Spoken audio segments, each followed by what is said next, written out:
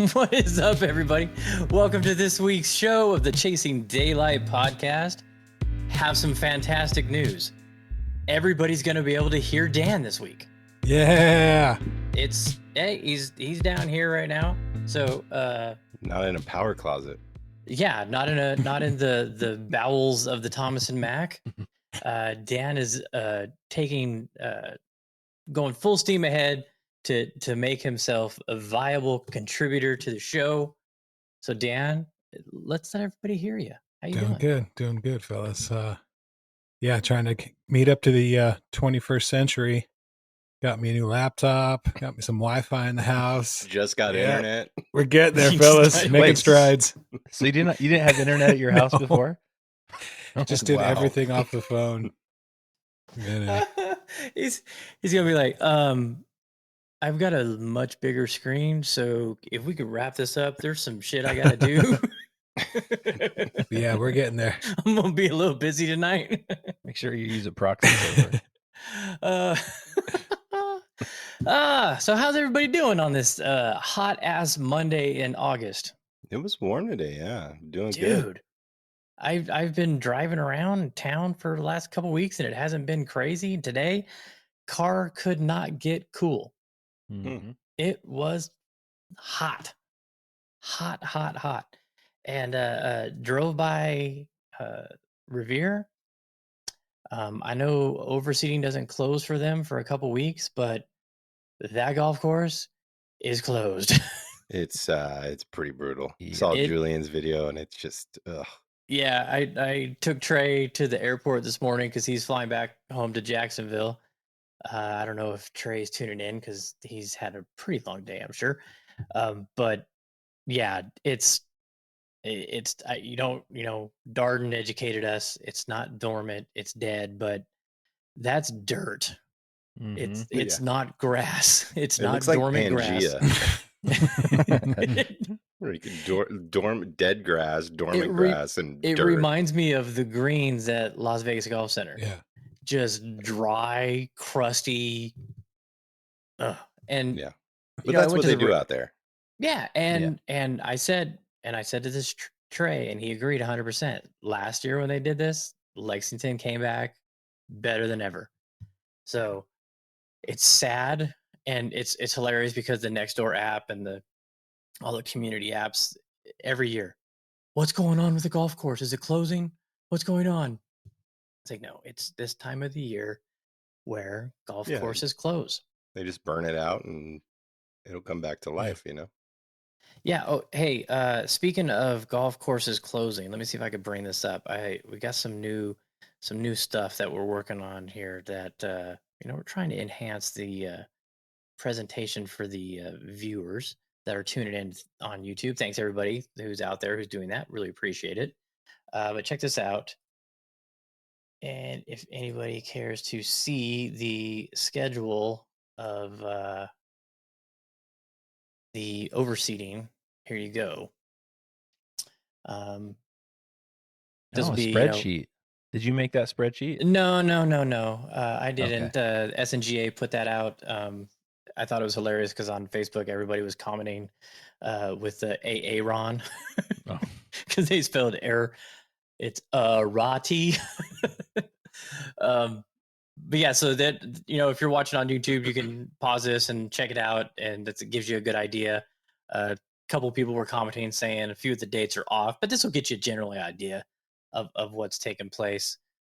Surprise Wolf only aerating, Snow and Sun. They're all. Don't they typically close for 2-3 weeks and rotate? Yeah, but I don't think they overseed, do they? Don't they just punch? They punch the whole course. Yeah, so that's what's taking place there. Couple of places that let's see, Boulder City and Boulder Creek, they're only doing aeration. The Concord course is only closing for a day or 2 days, the 18th and 19th. And Sienna's only aerating. Sunrise Vista will not close. Wild Horse will not close. So yeah, there you go. If anybody wants to check that out, like I said, just watch the YouTube when we post that, and you can pause it. So, but it is that time of the year. It is, yeah. And we played out at Highland Falls on Sunday with a double par group, and I was expecting it to be not quite as bad as what Lexington looks like right now, but I was expecting it to be dry, and it wasn't. No, it was not.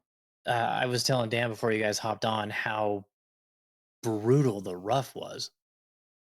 Yeah, there were some spots out there that were tough. It's like I don't want to mow it this week. Yeah, it was like the ones that Joe was in that I saw in that par 3. It's like lumpy, like it's like rolling lumps of deep rough. It's not like consistent rough. It's just if you get it into one of those patches, you're screwed. If not, you will be fine. But it's like totally random.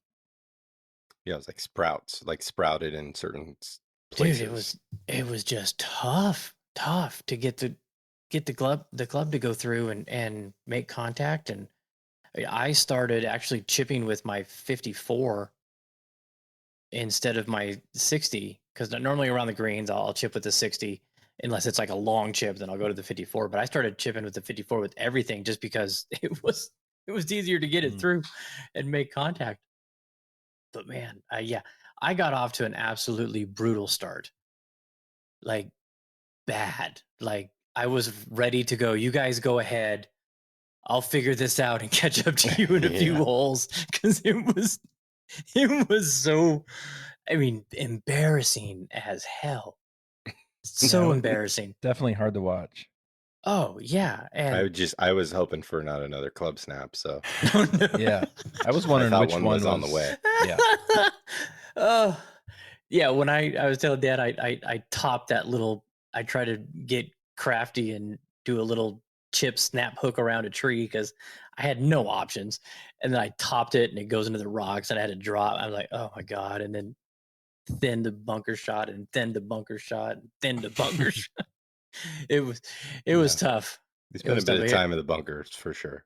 Yeah, so here's you can see on the screen here what I ended up shooting. That was a 47 on the front and a 39 on the back.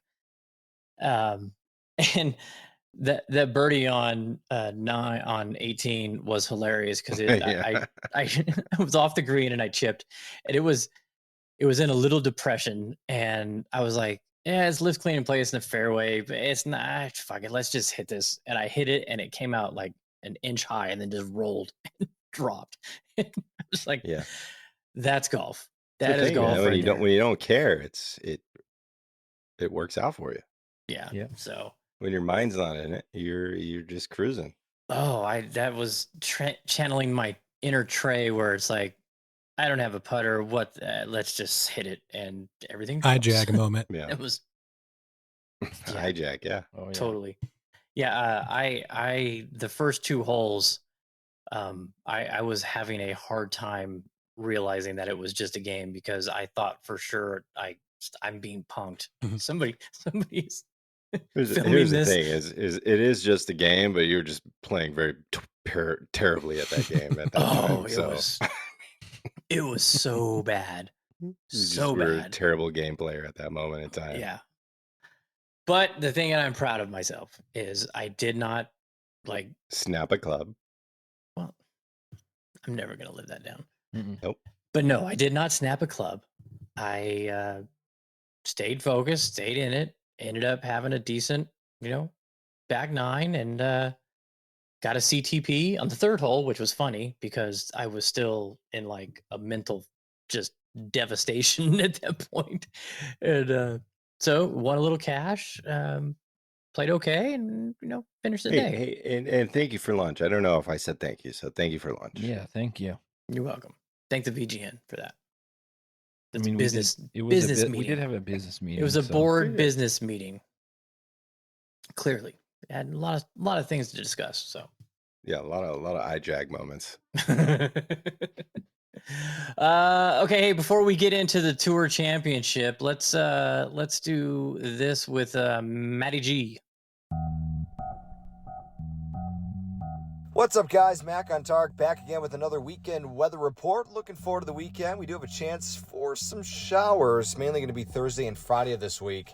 And then we'll be dodging a few morning showers Saturday, but again, we're looking dry. No real rain chances in the forecast for the weekend. Just a couple of drops possible, but things look very dry Saturday afternoon, also into Sunday. The only thing is temperatures are going to stay close to average. It'll be in the 90s over the weekend after a hot couple of days coming up. Tuesday, Wednesday, and Thursday all in the triple digits, and then we're finally back in the 90s. So an enjoyable forecast, maybe do a little golfing heading into the upcoming weekend. Have a great rest of the week. You too, Matt. Yeah, thanks, Matty G.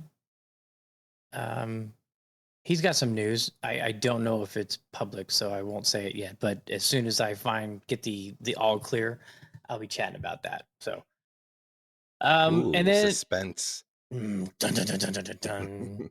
Get a little nightly news, So Dan, you got a trip coming up, and you were supposed to play out at Coyote, but you didn't go. Oh, this Yeah. guy. Supposed to play Coyote, and Yeah, good thing we didn't say, yeah, we'll take you up on that tea time. yeah, tweaked the back a little bit. Did that earlier in the week at work. Rory style. And yeah, I was actually pulling wire when it happened. And so decided to take the weekend off because, yeah, I got a trip to Kiawah in a few weeks. So just looking big picture. Don't, All right, so let's hear the Kiawah breakdown. I'd have to look at the email again, but I think we're playing Cougar and Osprey the first day. The first full day. We're flying in there and not playing the first day we land. So the second day we're there, we're going to play Cougar Osprey. And then the next day, which is Friday, we play, I believe, the Ocean Course by itself Friday. That's going to be a sunset round, so that should be pretty fun. Little Bagger Vance yeah, moment. we got like a 3 o'clock or 2:30 tea time, something like that. So it should be pretty nice. And then we play the other 2 courses Saturday, and then we're still trying to figure out where we're going to play on Sunday morning as we fly out back to Vegas Sunday night. Nice. But yeah. So where do you fly? We fly into Charleston. And what's the drive? Charleston's like 45 minutes away from Kiawah Island. Oh, that's nothing. You gonna be in the South? Yeah. It's nice in the South. I love it.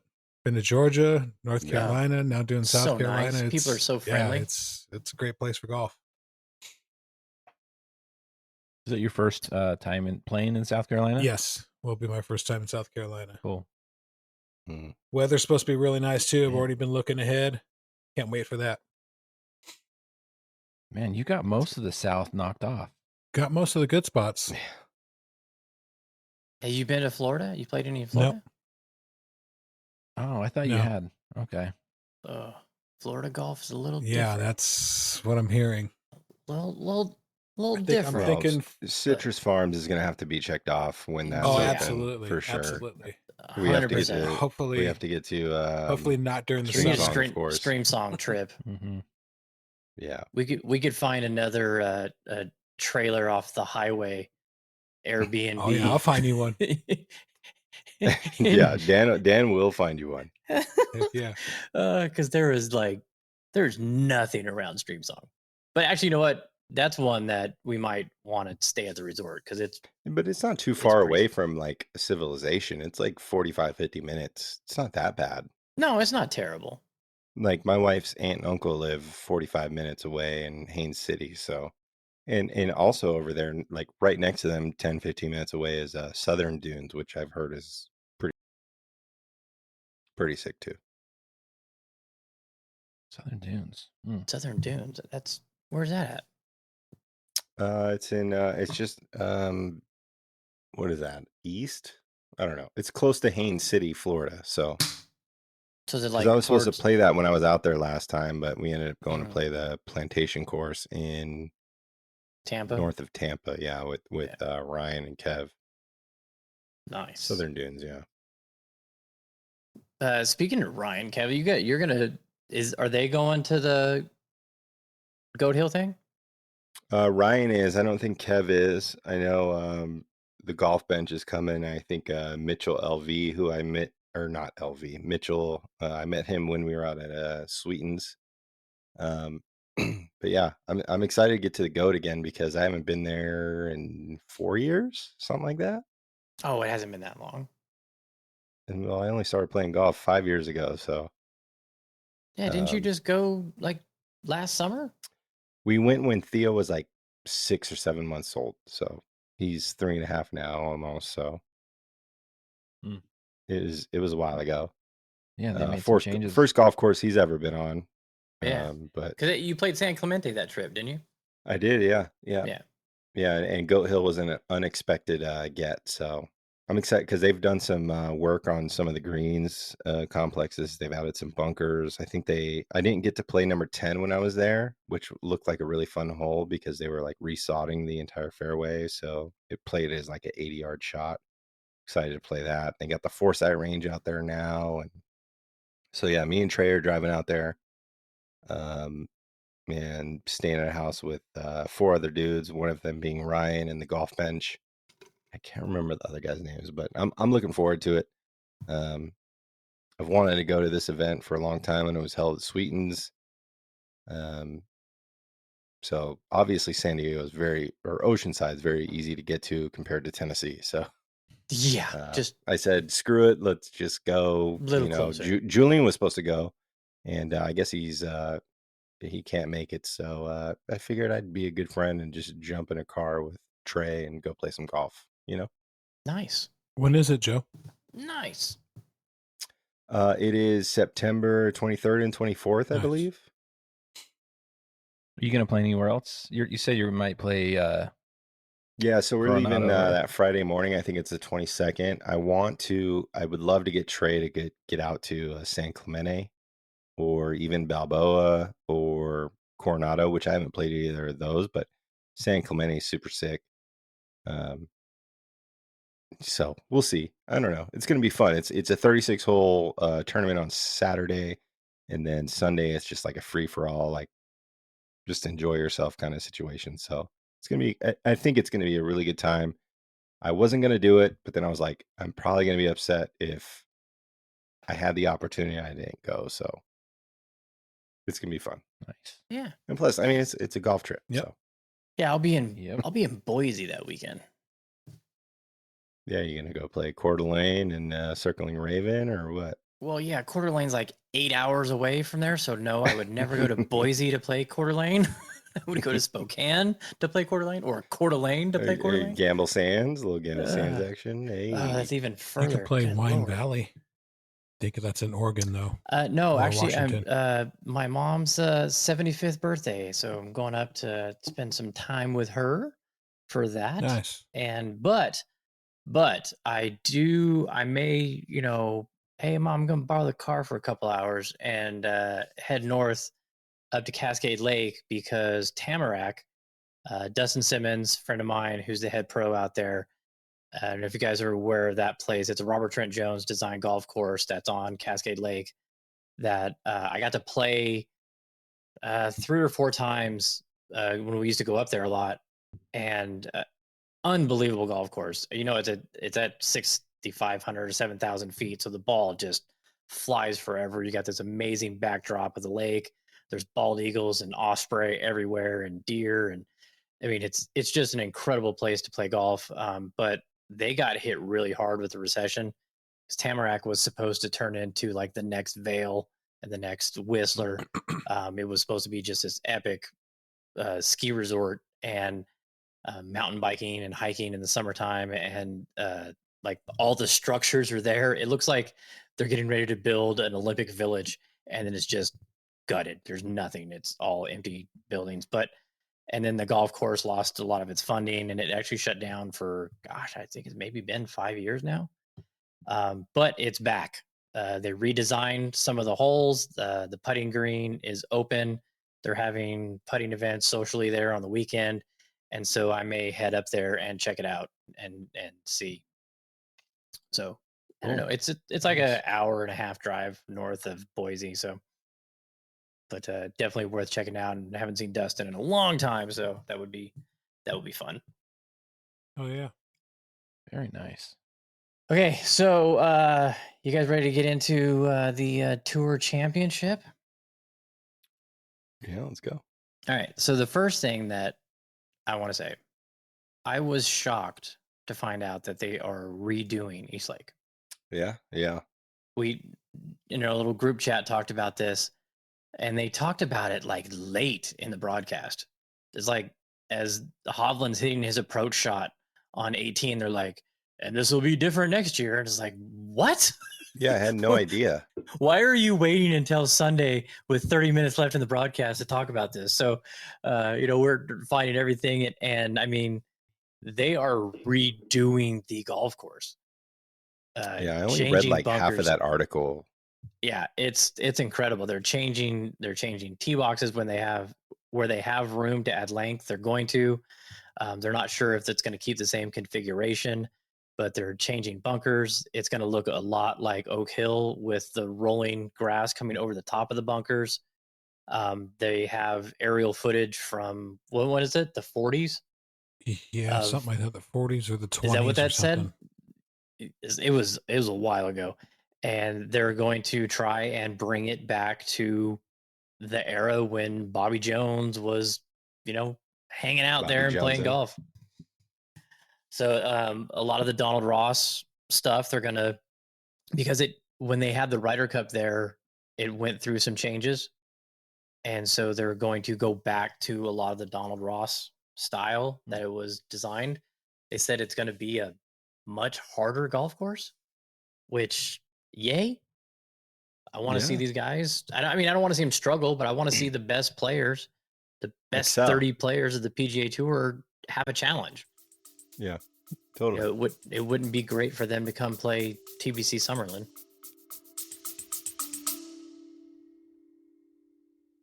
We're Nish and Chris, two very amateur golfers, on a quest to play the top 100 courses in the UK and Ireland, after Chris set this challenge on a drunken Saturday night in my kitchen. Join us on our frequently humorous journey of a lifetime as we grapple with the logistical and financial challenge of playing some of the best courses in the world, as well as grappling with our games, because let's face it, it's never just about playing. Sometimes the score matters too. Listen to the Top 110 Golf Podcast wherever you get your podcasts. Yeah, I mean, a quick shout out Birdies and Bourbon podcast. I mean, Cal was out there. I saw him posting pictures with fucking Colin and everybody, but I feel like we've seen the same course for quite a few years now, and I think it's gonna be interesting to see it change a bit if they're going back to the original style. It has an Augusta-esque vibe to it with some of those dramatic drop tee shots and uphills, and obviously it's fairly close. So, and Bobby Jones being a part of it, but it's going to be interesting to see, like, because we've seen it for so long and see how dramatic this change is. I don't know. I mean, they're adding length to tee boxes. And are they like redoing bunkers or? Yep, redoing bunkers, moving bunkers, getting rid of bunkers, deepening bunkers, expanding greens. I mean, it's too. Wow. I mean, they shut down today, and the next people that play on the golf course will be the practice rounds for the Tour Championship next year. It's so are they going back to like a natural like vibe, like the style of a lot of golf courses recently with like the like wispy like fescue in the bunkers faces? It's gonna have a definite different look to it. It's not gonna be, I don't know, I think it's gonna be better. Yeah, I mean they're not gonna fuck it up. I would doubt that they're gonna so but I'm curious if they're going to, like, with the style of golf courses that are being made today, like such as like restorations like Southern Pines and Broom's Edge and like Landman and the more natural style of a golf course. I'm curious if they're going to bring it back to those olden days. Like Pebble number 7 would be sick if it was redone how it looked back in the day. Oh, so I'm curious to see if rustic it was. Exactly. Like, are they going to go for that vibe, or are they going for the? I can see a lot of trees getting taken out. You know, so that's it's going to be. I'm curious to see what it's going to be because there is a renaissance in golf course architecture, and I'm curious to see what course on tour or what prominent course is going to go back to the origins of golf course design, which is the route that a lot of golf courses are going currently. Yeah, it'll be interesting. I'm looking forward to it. I think, like you said, it's been the same course for a couple of years. I mean, they did flip the nines, so it's not ending on the 18th hole as a par 3, and I think this routing is really good. Having that 15th, that par 3, I don't think I liked it only playing as short as it did yesterday. Right. That was my question. Did it play 148 last year? I don't remember. I don't remember. I don't think it so. did. I think it was like 210. I mean, right. They moved the tee box. Yeah. Yeah. That's what I was thinking. It was a 60-yard difference. Because on Saturday it was 200, 210 or whatever, but on Sunday it was 148. I think I recall. But 148 with a front pin. Yeah. Which a front pin on a Sunday at 210 to 11 is different than a front pin at 148. Yeah. But I don't think they did that last year. That I saw it because that was the last hole I saw on TV before we went to go see Teenage Mutant Ninja Turtles.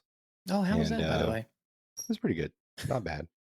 Not a big fan of the animation, but it kind of grew on me. A lot of hip hop, cool. De La Soul soundtrack was great. But yeah, I thought that was weird that they made it a 150 shot for like tour players on a Sunday. Yeah. I mean, I don't you're coming down remember the that happening wire last year. I mean, I thought when Xander missed the putt on 14 to get within, what was it, 2 or 3? And then Victor drained that long par putt. Yeah, I mean, that was massive. It was over. It was over. Yeah. Xander really needed to make. I think if he makes that putt, it could have had potential to come down to the last hole. Yeah. Yeah, that was a big one. So do you guys like the 18th, how it is that you can hit a 3-wood 350 yards? I didn't mind it too much because I mean, so many people are ending up in that bunker, and a lot of them look like downhill lies, and it was so cool to see how good all of them hit that shot. They were downhill in the greenside bunker, and most of them were getting. Yeah, that was on Saturday though. Sunday, nobody was there because they had the pin on the left side. On left, yeah. Yeah. Yeah. I don't know. I want to see a little bit more. I mean, nobody wants to see everybody, laying up and on the last hole of a tournament. But it's one of those things where it's like, do you prefer them get 8 alive, or do you want to see them have a chance to come back from 2 behind? It's. I don't want to see them get 8 alive, but I want to see them pull off shots. I want to see guys down the stretch having a chance to win, pull off a shot that is epic. I mean, what more do you want out of that shot? Some of those shots are downhill lies, good amount of bunkers. You got to carry water. I just think a 3-wood off the tee into a par 5.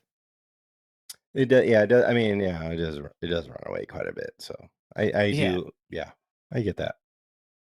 So extend the fairway to where you have to hit driver to catch the speed. Well, back it up a little bit, and I mean, that's what they're doing, right? Yeah, I don't know if they'll do it there, but it's an option. Just put a rough patch of grass to where if you start the downslope, it's stopping in the downslope in some just thick put a bunker grass in the middle of the fairway. At that point. Put a coffin bunker. Yeah. Remember Rory ran it through the fairway last year and got stuck in that rough. Yeah. And, chunked one into the lake. Yep. I mean, I can't remember what he did. Hard. Yeah. Yeah. Oh, that's another thing is you can run out there. That's the thing. Like if you run it too far, you're not. That's why they were hitting 3-wood this year. Well, yeah. Bring the rough back. Yeah. So it runs out into the rough. Dan, you're a big hitter. So if you hit 3-wood and it rolls out to 350, are you more eager to hit that shot than I have to finesse a driver to get over the trouble and short of the trouble? Or are you just, I'm getting up there and hitting my 3-wood as far as I can hit it, knowing I'm not getting it in the water? Yeah, I mean, that's pretty much the case for those guys, just rip 3-wood because they know if they rip driver, there is a small chance that they could either hit it through or put it in the water. But yeah, I mean, it's not there. They didn't design the course, so they're just taking advantage of the last hole being straight downhill after that ridge. So it just bombs away. Does it give them a sense of ease on the mental side of the game, not having to think about that shot? Because I mean, you still have to execute and you still have to hit the shot, but there's not as much debate about what you're doing when you come up to that hole. Even if you're down 1, you're still not pulling driver. Yeah, it's true, but also too, I think it's just what those guys, when they get to par 5s, they're drooly. That's like a 5 is like a bogey to them. I honestly feel that those guys think that if they don't make a birdie, they're losing strokes to the field. So I honestly feel like it really doesn't matter what kind of par 5 it is, whether it's dog legs, if it's water short, if your driver 3-wood off the tee box. 4's got to be the number. If it's 3, better. But those guys are so good and they're not afraid anymore. It's just a bomber's game now. I mean, look at all the top dogs. They all can bomb it, and it's just bomb it and go. I just think that's just how they approach par 5s. It's easy. It's 4 birdies automatically if there's four par 5s on the course that day. Yeah, so from that back tee, it's 370 to the end of the fairway. Right. Yeah, but you only have to hit it like 330, 320 to get 37. Here's also the thing is, like, every player in the field is playing that hole the same. No. Brian Harman is not playing that the same as Rory McIlroy. I'm sorry. He's playing the same Brian's hole. hitting a driver, but Rory's hitting a 3-wood. He's playing the same hole, but he's not playing it the same way. Okay, so everybody's playing the exact same hole. It doesn't change player to player. Like, if you're playing against Trey, you're playing the same hole. You're just hitting different clubs. Or Dan, you're hitting different clubs. Yeah, different strategy. Yeah, but I like that. I don't want the strategy to be the same for everyone. I want the people that are smashing the ball to have to lay back a little bit, and the guys that can still hit a driver. Yeah. All right, I can respect that. I mean, here's the thing. It's like, at the end of the day, like, even if they're playing number 12 at Augusta, they're all playing the same hole. Like, do we change Augusta number 12 because 80 people birdied it out of the field? Yeah, they would change it if 80 people birdied it. They probably would, but at the end of the day, they're all still playing the same hole. Yeah. I don't know. I think when you have a tournament that it's coming down the stretch and you've got these guys that, hey, I'm just going to hit 3-wood up there and then I know I can get on the green in 2. It just, I don't know. I would like to see something cause the players to think a little bit more and not so much as I can just bomb this down there with a club that's easier to bomb down there than a driver. I get it, but they're all playing the same hole. There is enough, like, I think there's enough trouble from their approach shot to where there's a lot of bunkers. You have to carry water. Some of them are going to have a downhill lie. I think if anything, they should move the end of the fairway up a bit, just a little bit, like 10, 15 yards, make the rough come in sooner. And then that's it. Yeah, see, and that would make them think a little bit more. I think they should shave it down to the water. That too, let it run out. That would be great too. Yeah, that would be great. But they would probably have to drastically change that slope on that fairway. So you know what? One thing I liked last week at Olympia Fields, the 2 toughest holes on the golf course were 17 and 18.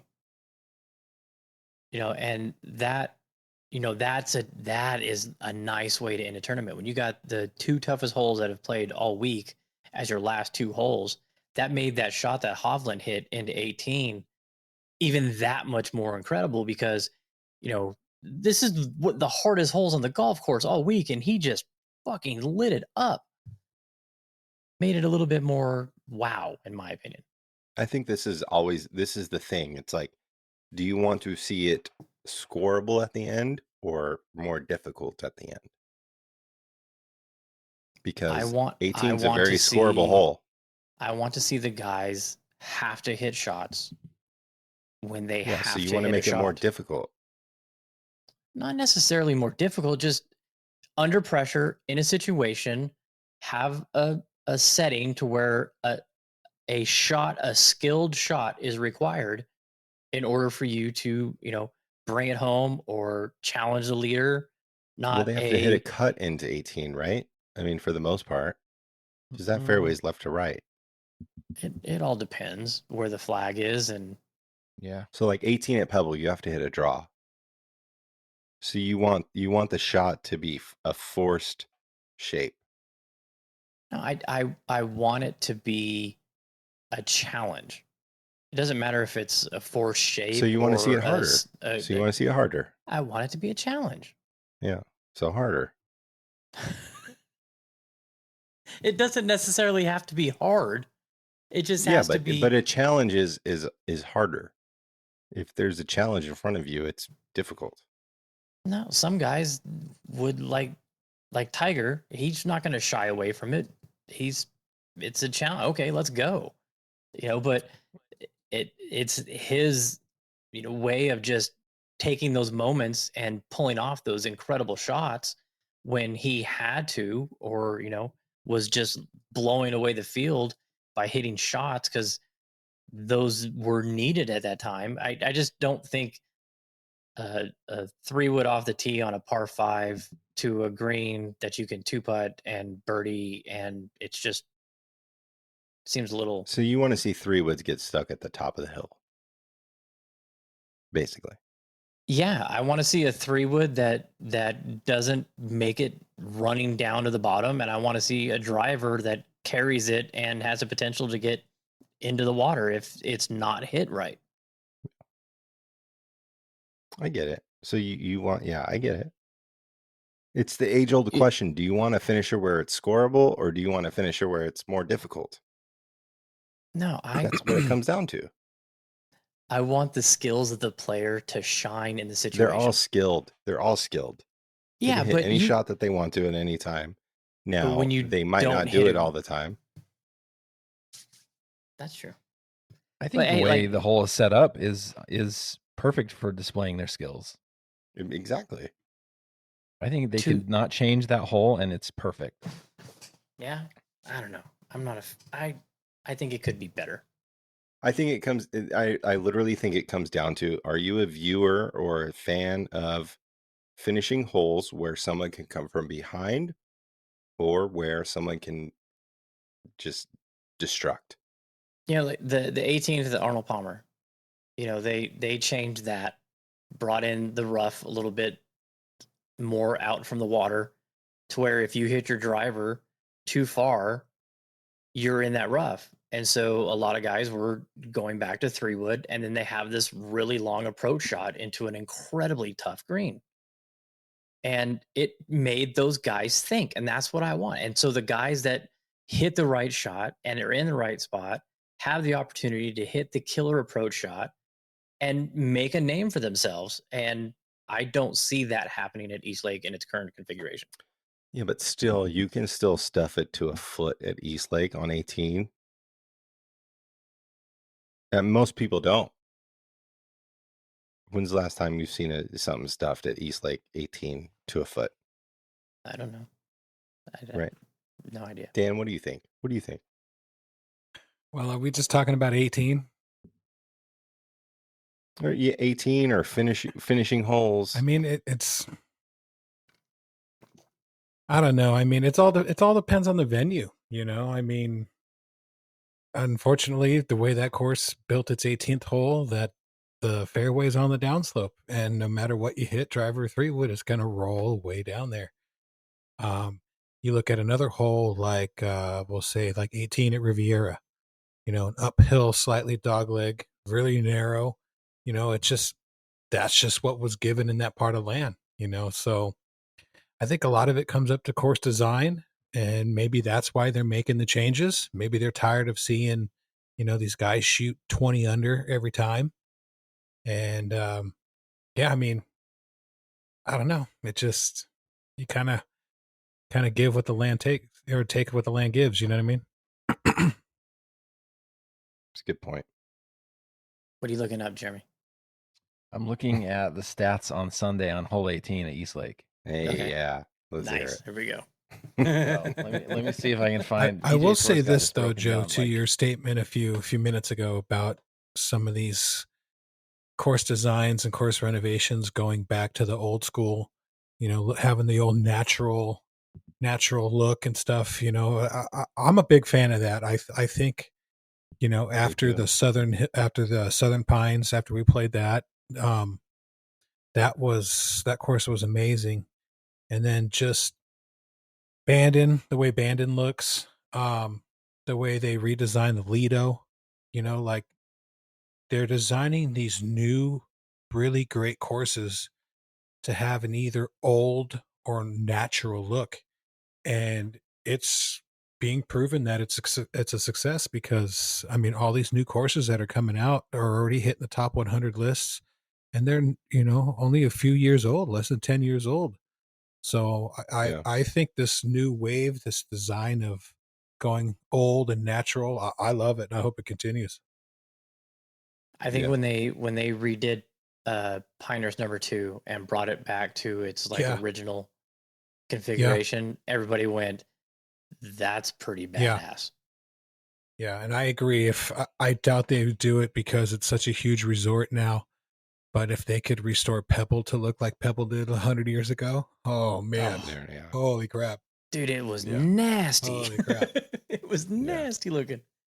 I doubt. Well, I mean, even because... Oakmont got rid of a ton of trees to bring it back to it's old, and Oak Hill just did it, and man, it's cool. I just think the look of those like wispy bunker faces and like the natural like vegetation, it just looks so sick, and it feels natural. Dude, the church pew bunkers on 18 at the Waste Management at TBC Scottsdale. That's just those guys get in there, and I mean they hit it out no problem, but I mean it just looks really sick. Yeah, like 18 at Chambers Bay bunker, that middle bunker is fucking ridiculous. I wish I would have got a better look at that bunker. It's probably called the fucking Circle of Hell. I don't know, but it's ridiculous. Can't hear the train from here. Yeah, you are in the depths of the earth. You're at the core. Nice. You're burning alive by magma.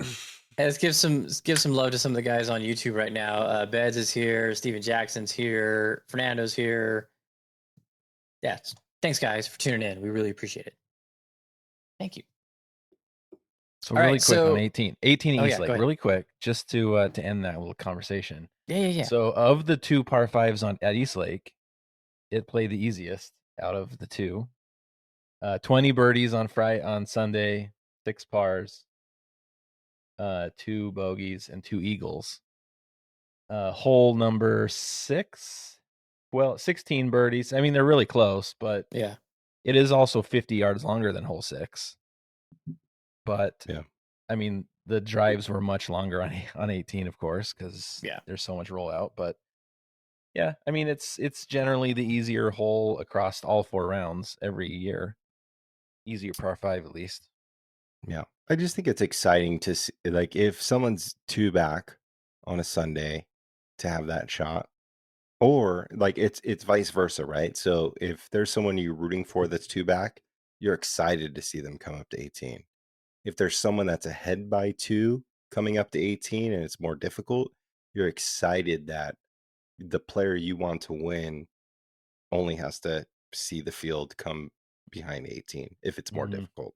I think it's like a viewer experience, like, and it depends on how you see it. Because, like Jeremy said, most people are birding it. So it's, if you don't birdie it, then you're fucked. Yeah, I mean, like you said, beginning. But if you eagle it, you have a chance. And I think it goes both ways because it's, if it's harder or more difficult, then anybody you're rooting for can double bogey it. And if they're ahead by 2, or I think it goes both ways. They're all playing the same hole at the end of the day. That's all I'm saying. All right. Yeah, that hole has the highest differential to par than any other hole on that course. It's minus 0.730 under par.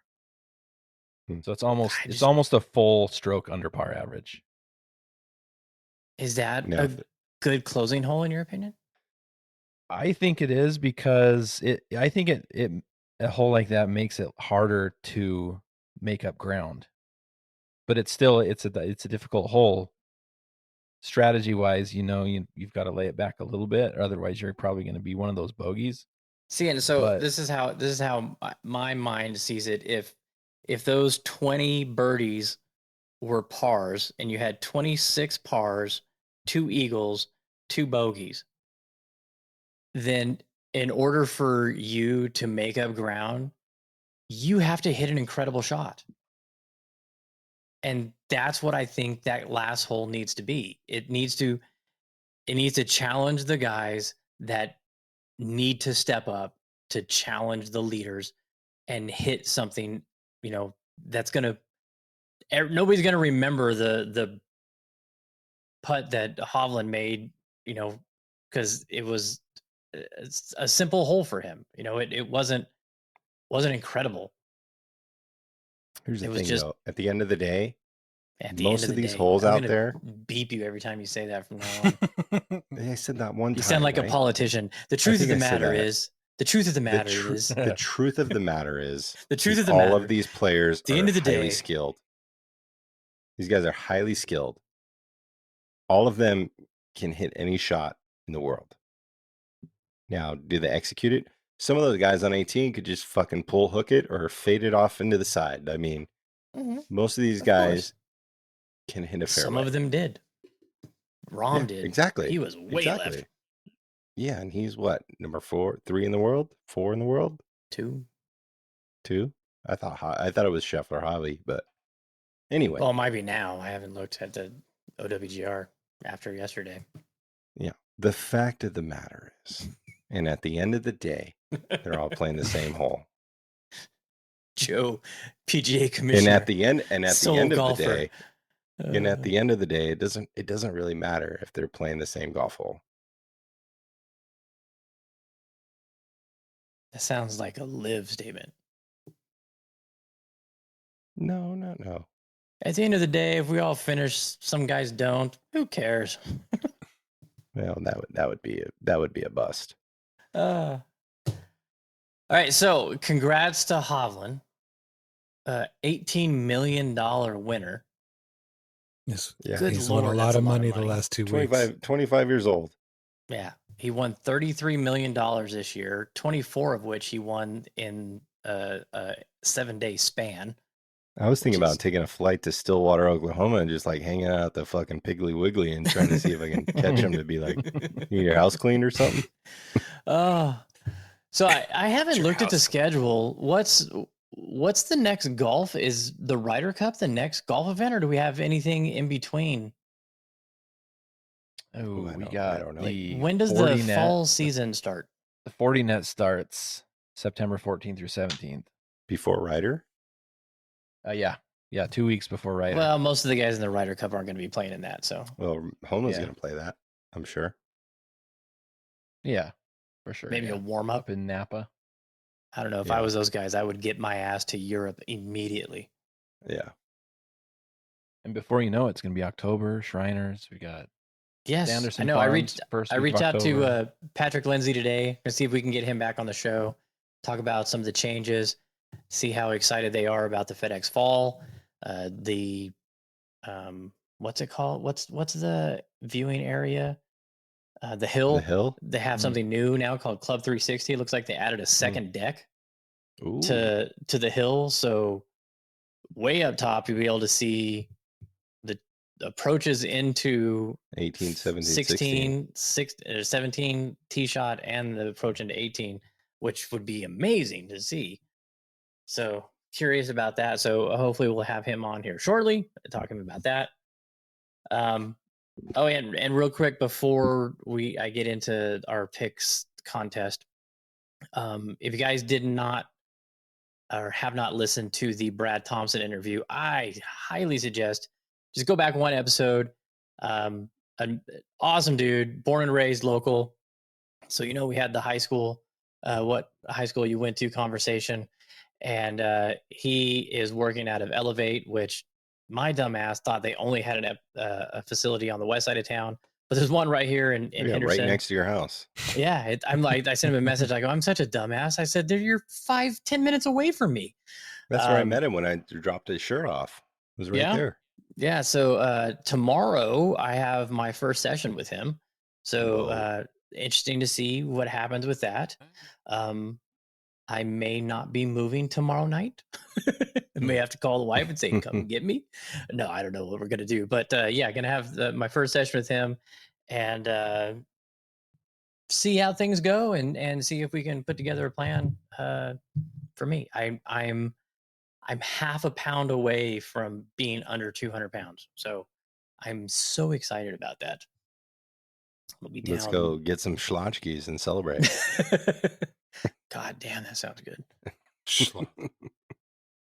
Schlotchkis with no bun. There you go. Do that all day long. Hey, how about that steak salad yesterday, Jeremy? Was that thing not? Yeah, that's Highland the first Falls. salad I've had that had ribeye on it. Grass-fed, maybe. Yeah, it was good. It was good. All right, so here, let me see if I can bring this up so you guys can see it. Talking about Highland Falls, just FYI. Yeah, that was just thrown in randomly. Sorry. Steak sandwich was amazing. All right, so here is our spreadsheet. Look how detailed I am. Man, goodness gracious.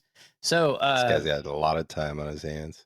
Yeah, so let's see, right here is so this was just FedEx Cup points. This was what Jeremy did on the season. He clearly won the FedEx Cup points. That's how we did this year.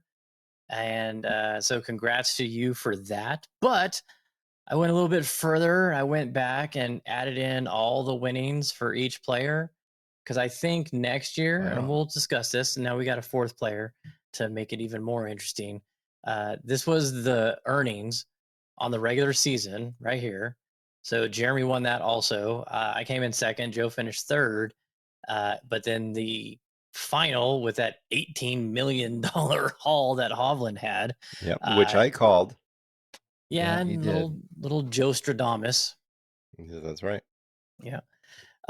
So Joe only one man.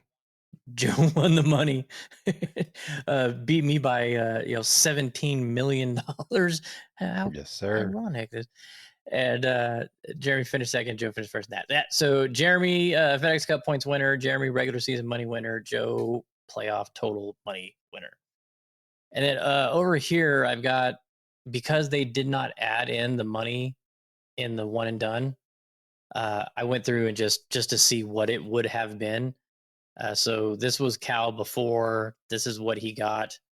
The player got for where Brian Harmon finished. So he was there. Let's see. So that's what it broke down to right here. So Cal beat me by $1.3 million. Which is not terrible. Not terrible considering fairly close. We were down a lot. So if you took the Cal and Dan, those two guys, that's not showing me. At 21 million, and we were at 20 million. So I mean, it was close. For those that are still listening, we've been doing a one and done. If you've been listening to the show, we've been doing a one and done against Birdie's Bourbon podcast. Every week we pick a player.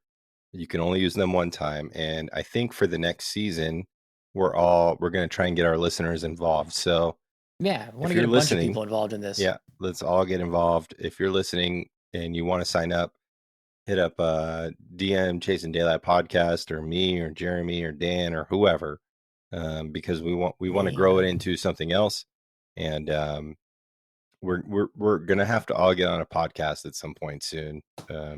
Maybe this week, hopefully. Chat with him. Yeah, and just chat it up.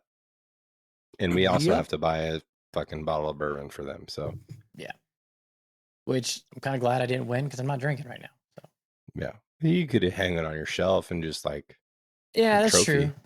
Save it for a special day. Now you got to spend $30. Hey, it was money well spent. That was fun. It was fun, and I'm surprised that like we all got our picks in most of the weeks. I think Jeremy missed 1 week. I missed Dan 1 only week. missed 1 week. You missed 1 week. I didn't miss any weeks, so shout out me. Cal did not miss any weeks, so I think it turned out good because most of the time in these situations, people don't make their pick every week. Yeah, you know, it's really easy to forget about it. And we all did very well. So. Yep. So I think we'll just do the money next year because it's easiest to do it that way. Because also, if live guys are playing in it, you can still determine how much money they won. PGA Tour is weird. Sometimes they show the money the guys win. Sometimes they don't. So yeah. So we got a couple weeks off. Dan's going to the Carolinas. Joe, you got anything planned this weekend? We got Labor Day. Yeah, this weekend I am watching the kids because my wife is going to Canada, so I'm going to be stuck at home watching reruns of something. I don't know. Cyrus taking her on a little trip? No, she's just going up to Calgary real quick to hang out with her friend, and because her friends. I don't want to get into it. This is not fascinating or anything, but is she playing golf? You need just tell her to head west a little bit, go up and go to Silvertip and Banff and get some. So her friend, her friend is like from Banff, so that's who she's going up there with. So one of these days, huh? Yeah, I heard there's been a sounds like we got a place to stay now. Well, she lives here now, but oh damn. Yeah. Well, but there's Airbnbs. Mm-hmm. So yeah, I don't have any golf plan. My mom's gonna pick up Theo on Saturday, and then I have the option of dropping Quinn off at my mother-in-law's, but I can't do it that early. So if anybody wants to play like late morning, early afternoon, I could probably do that. So let me know. All right. There's not a lot of choices right now, so overseed season is I know we gotta get it in because it's gonna be a little Tetris game coming up. Yeah, and then we got the major out at Coyote Springs. Yeah. Dan, bummed you're not going to be there, but you know what? Walking the grounds of Kiawah is kind of a good reason not to. Yeah, I'm bummed I'm not going to be there either. But I'll be there. I'll be back. Not that bummed. Yeah, you're not going to be that bummed. Yeah.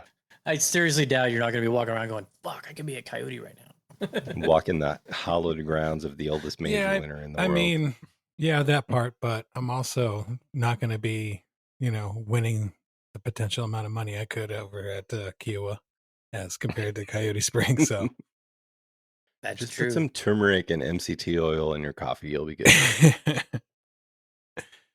The pots for Coyote, it's going to be good. Yeah.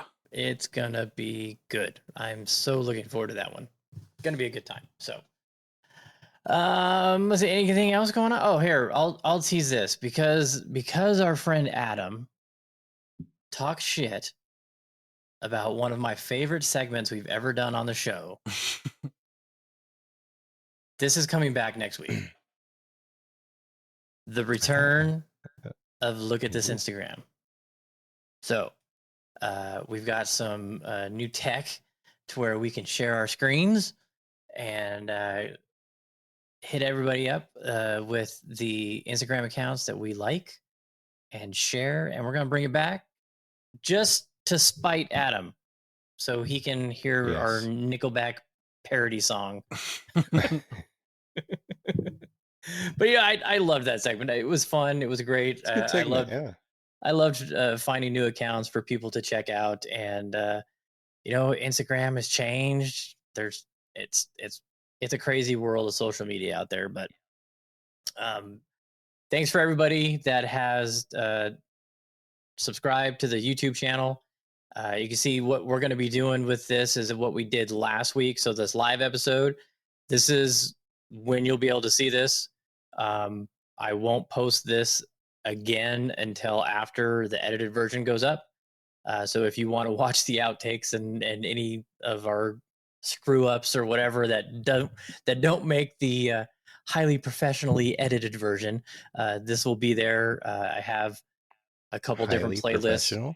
Oh yeah, I'm trying to tout my skills. People will be like, "Whoa, you sent that off to an amazing editor." I'm proud of you. That's me.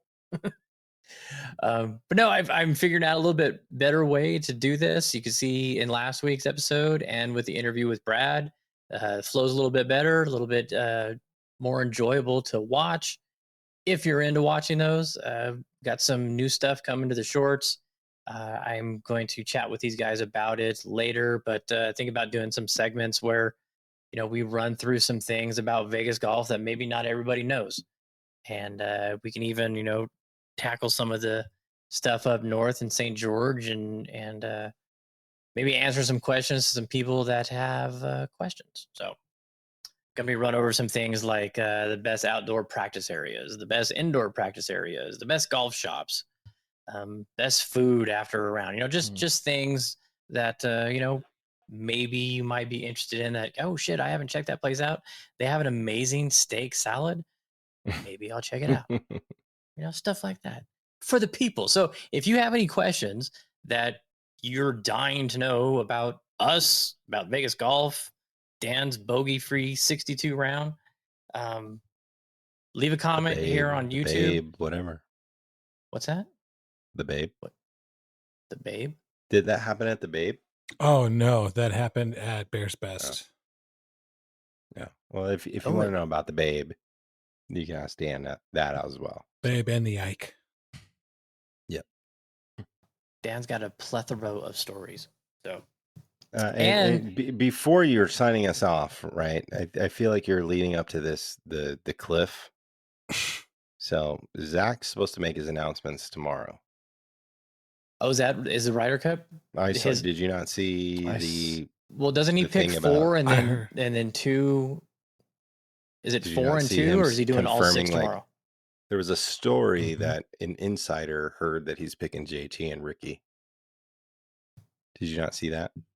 No, I'm not. I'm not on the Ricky and Brooks and Spieth. Yep. Yeah, Spieth, Brooks, JT, and Ricky.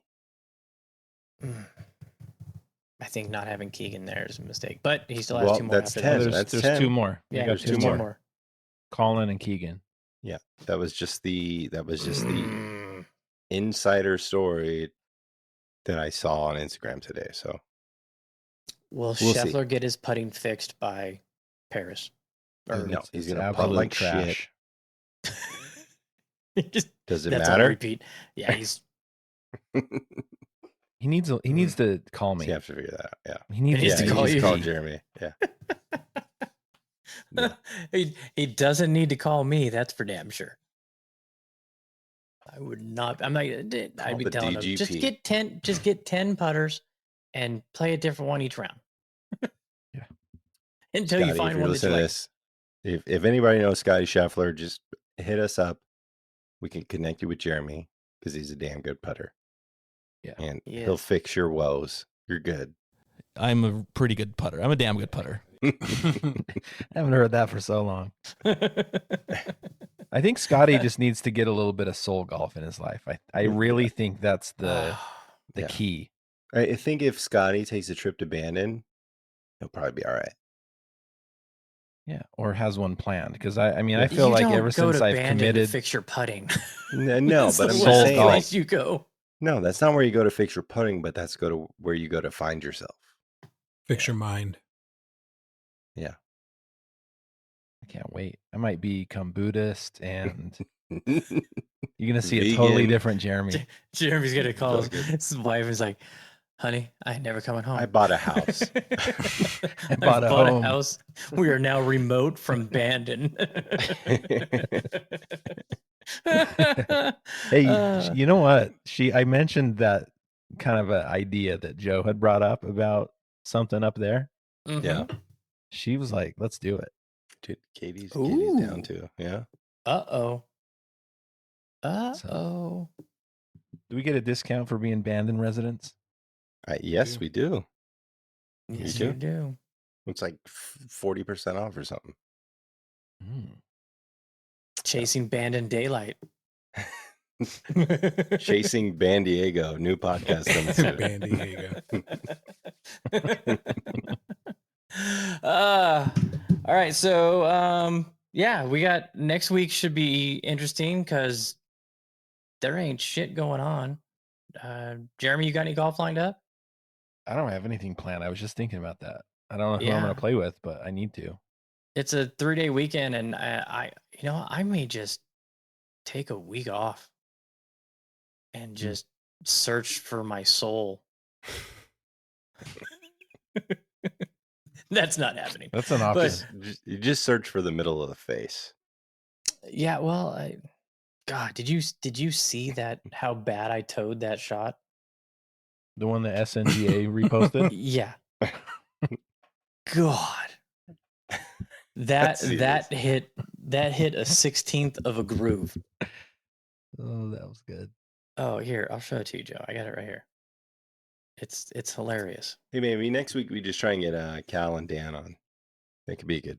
That might work. Here, let me show you this. It's hilarious.